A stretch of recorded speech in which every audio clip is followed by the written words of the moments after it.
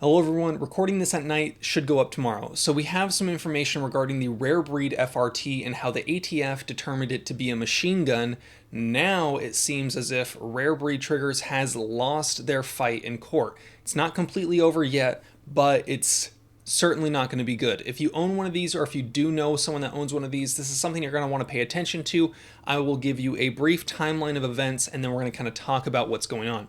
So, for those of you that are unaware, Rare Breed Triggers is a firearms manufacturer that produces a drop-in trigger for your AR-15. What this trigger does is when you pull the trigger and the firearm cycles, the action resets that trigger, forcing it forward, allowing you to pull it incredibly quickly. Basically, is a semi-auto trigger, not a full auto trigger, and it lets you shoot really fast. Now, the ATF sees that and decides that it's a full auto trigger without ever seeing it.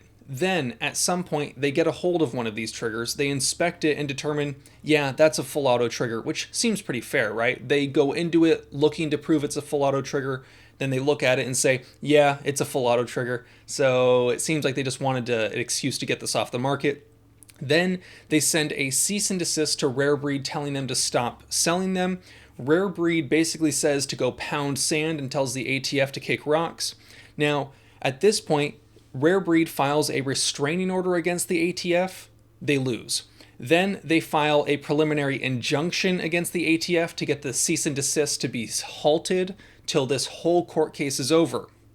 It seems as if that preliminary injunction was lost, meaning that Rare Breed firearms and Rare Breed triggers is potentially going to be put in a situation where they are either forced to comply or die. And these are the situations that many customers could potentially find themselves in if they do end up, or if they did end up purchasing one of these triggers and then the ATF decides, hey, Mr. and Mrs. Joe friendly neighbor, I'm here to take your guns. Now, Rare Breed claims that this will ruin their company and cause grave harm financially to the owner and the company itself. The judge basically says, nah, since you're a practicing lawyer, which the owner of Rare Breed Triggers is a lawyer, he says, nah, you're a lawyer, you can just go do that. Who cares if it's going to completely destroy this company? You're going to be fine, bro.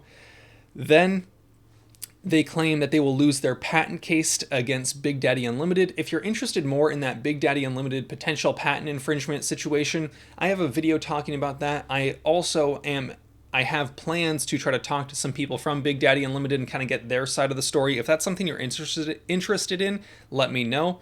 Now, the big problem here is that if Rare Breed loses and the ATF has their way, the ATF is claiming that Rare Breed has to send a customer list to the ATF so the ATF would know everyone that purchased one of these triggers.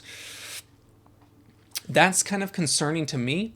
I don't personally own one of these, but I know many people that do. And if Rare Breed bends the knee and gives that information over to the ATF, that would be pretty bad for a lot of people, because then they're going to have to decide for themselves, do they keep it and not comply with the ATF, whatever consequences that may bring, or do they turn it in?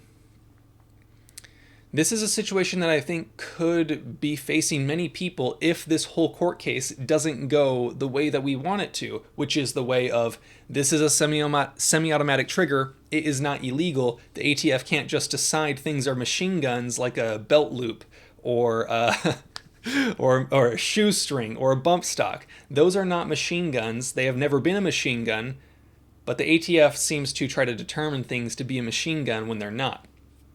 Now, we know that at least one FRT has been confiscated by the ATF.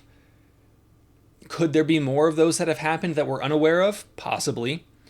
Could more of that happen in the future? Potentially. We really don't know. Right now, I think that this is one of the big cases to watch for a lot of people, not because it would potentially give us more rights in a win, but a loss would be so terrible for so many people that it could lead to jail time or potential shootouts with the ATF. Let me know what you think down below. I'm curious to see your opinion of it. Again, want to say big thanks to John Crump. His channel will be linked down in the description below. You guys know the drill. Have fun, be safe, stay dangerous. Peace.